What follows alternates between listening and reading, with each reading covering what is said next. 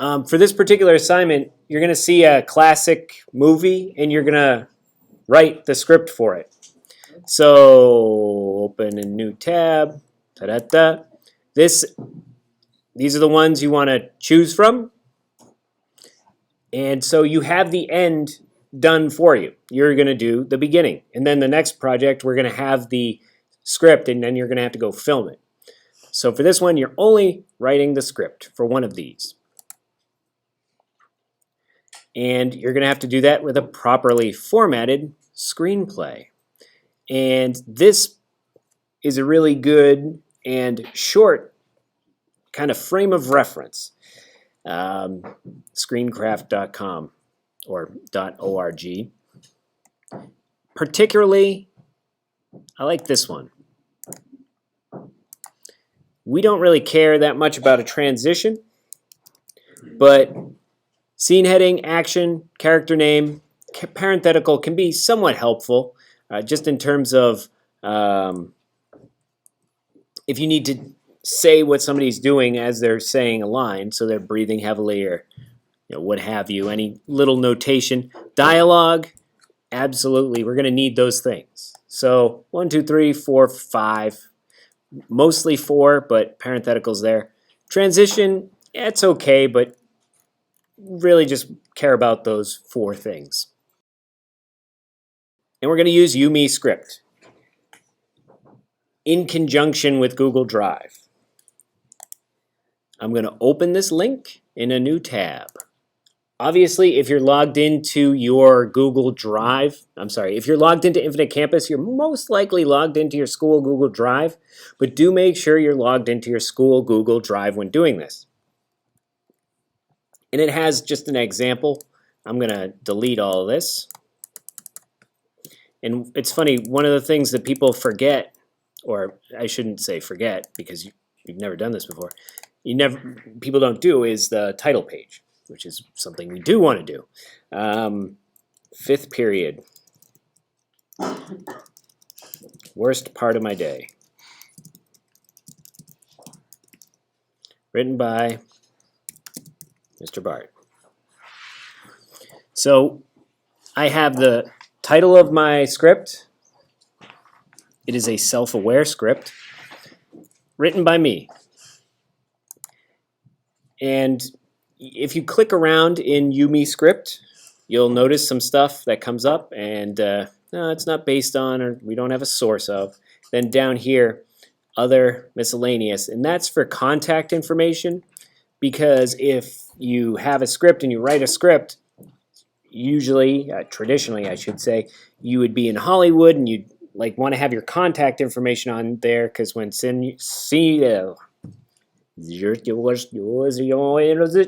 when Steven Spielberg sees it, then he can know how to contact you. What was that weird sound I made? I had to reverse. So I reversed and then said Steven Spielberg. So we have our title page. And at this point, because I'm smart, I'm going to come up here and I'm going to save to Google Drive. I'm going to change my folder.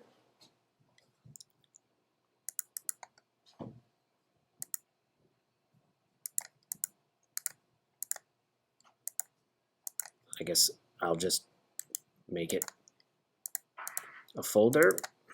I can double click here. MERPS is a good folder. But I have to select the folder. If I double click on it, in the folder, I can't select it, so I just want to have it highlighted there. Select, and I'm going to save. And even though this may be a little convoluted, I'm going to do this straight away after making my script and saving my script. This is just saying that when you upload it, when you update it, you don't have to resave it. Understood. What I'm going to do, though, if you notice it talked about collaborators. Where's the MERPS? There we go. And I'm going to get a bunch of people saying, Mr. Bot, we're trying to open this and it is just not opening. How do we do it? I cannot seem to figure out how to open this, Mr. Bart. I can't open it. I'm wondering why I can't open it. Because there's a little button located right here. Smashing and crashing. Open with YouMeScript. Huzzah! There we are. But even before I did that, what I should have done is right-click, share with all the members of your group. Sharing it with your group, you can also share it with me. That would be favorable, because then if you happen to miss somebody or if Cooper joins your group, I could share it out with him.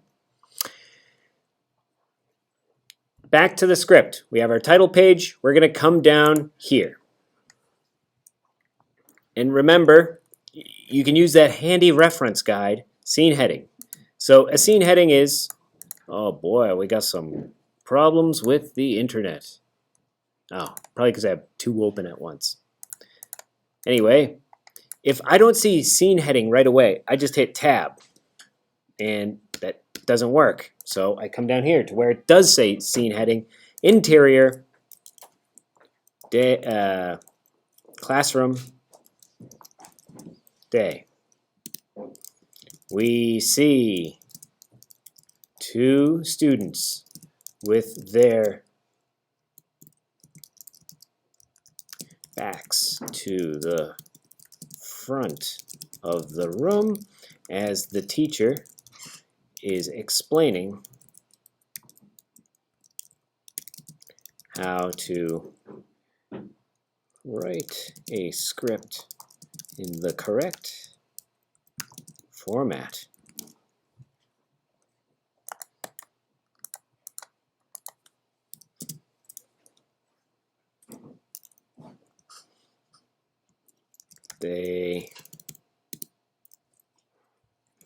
The teacher looks over at them and they suppress laughing.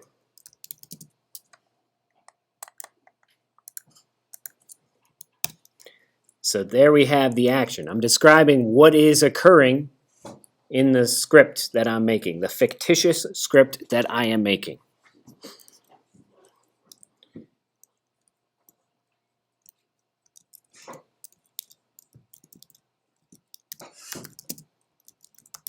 You can see, sorry, I didn't explain what I was doing right there.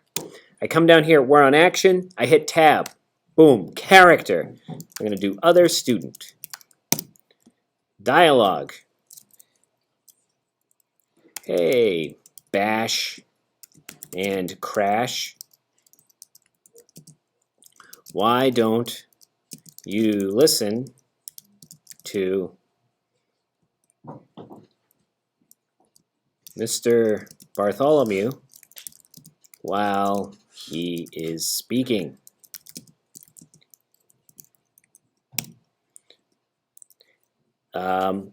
Then you can see when I hit enter here, it went to another character. I'm actually going to go to action by hitting tab, and I'm going to say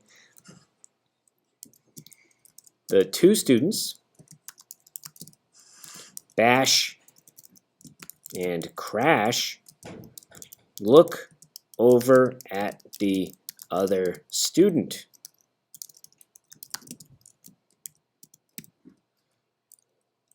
Bash says,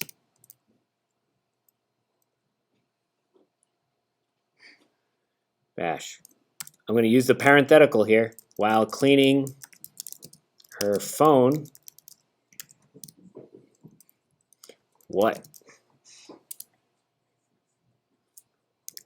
do you think you are saying to us? Crash says, I hit enter again, and I'm not going to caps lock here, it's just automatically doing it for me.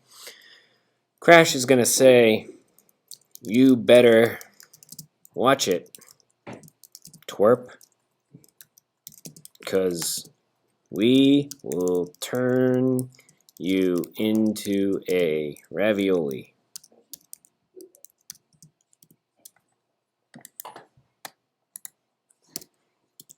Back to action. Bash giggles with delight. Mr. Bart. Well, I mean, you think about it, I'm trying to write about real life. They're over there, their backs are to me. It's elements of real life, but I want to put in some more fantastical stuff on here because really nobody's going to want to listen to, there's reality TV, but it's not reality. It's like pumped up with drama to the extreme. So we have to make a conflict. Think about it in terms of The Mandalorian. Every single scene tells a story. Every single episode tells a story, and then the whole season is going to tell a story. So every little bit that we see on the screen is telling us something, whether it be through words and dialogue or action. Everything is telling us stuff. The reason we like the videos we like is because they tell us things, and it's always a story. So it's just something to keep in the back of your mind when you're creating this. The other piece is the stuff that makes sense to us might not make sense to others. What I've started to do is, so one group might write a script, and this is a little bit further down the line, but after one group makes a script, you got to switch groups. Meaning your group stays the same, but you get a new script. So you get a script that you did not write. So whatever you write down in the script has to make sense to somebody who has no idea what you're talking about. And it's very easy to lose track of that when you have all the information, like you do when you're creating something like this. So Mr. Bart says, hey, you bash and crash. That is not the kind of thing you say to a varsity babysitter. Bash says, so. Crash says, I'm gonna look at my nails.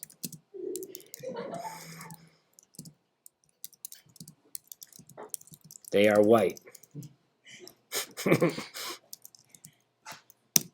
Bash says, and they turn you. They will turn anyone she wants into pasta.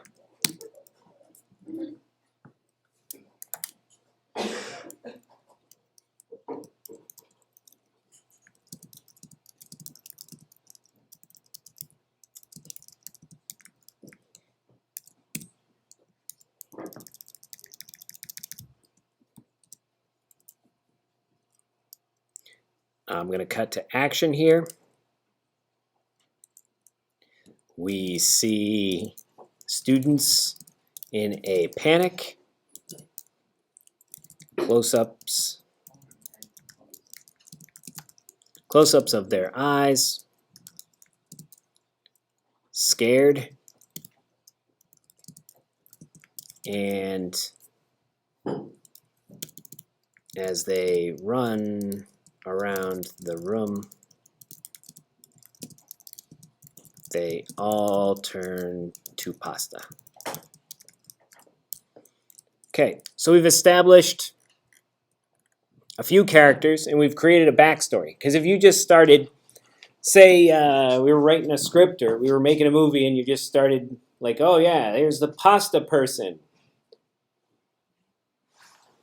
Maybe it gets a few little giggles, but now you have this whole backstory in terms of like why people are pasta, why people are being turned into pasta, who is doing the pasta turning, and what is the attitude of those who are making the people into pasta. What's that? That's right. But just giving some sort of motivation or showing how the characters are. In a way, we're getting a little ahead of ourselves because we have the end product already for this particular assignment. But just when you get to your own script writing, remember, you got to tell a story. And I know I'm stressing this and I'm repeating myself, but you'd be very surprised how many times it happens. Look at the Color Day skits as an example.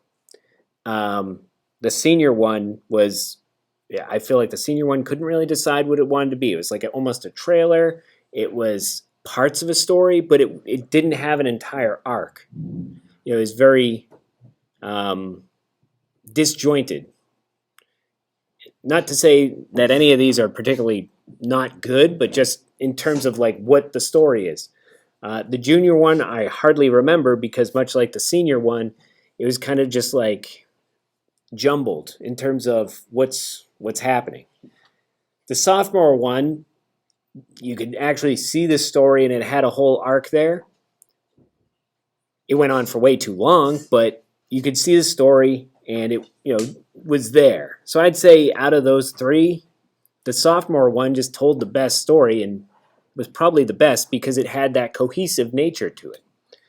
And that's objectively because I don't have a dog in the fight. I mean, you all saw the Power Rangers one for the teachers. That was by far the best video that day. Nobody said no.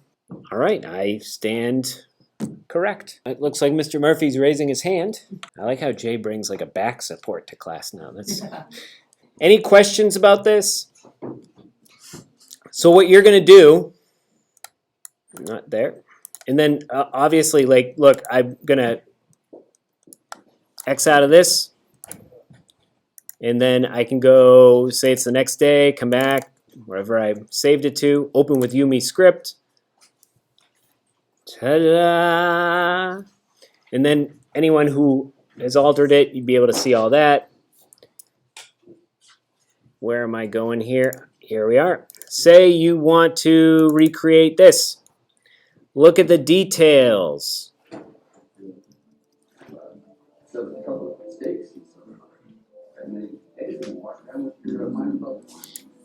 So this first close-up, back of the guy's head as he turns around, he has an eye patch on his right eye, and we hear people talking in the background. What are they saying? Steak knife. Yeah. You just want to put that all in script format.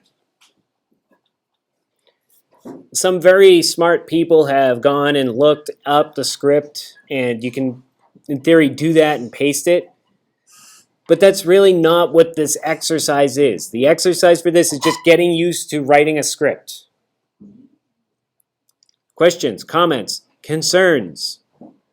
I have a concern about a grandson who did not go to a 70th birthday party. There have even been reports the fresh guide chair may be needed.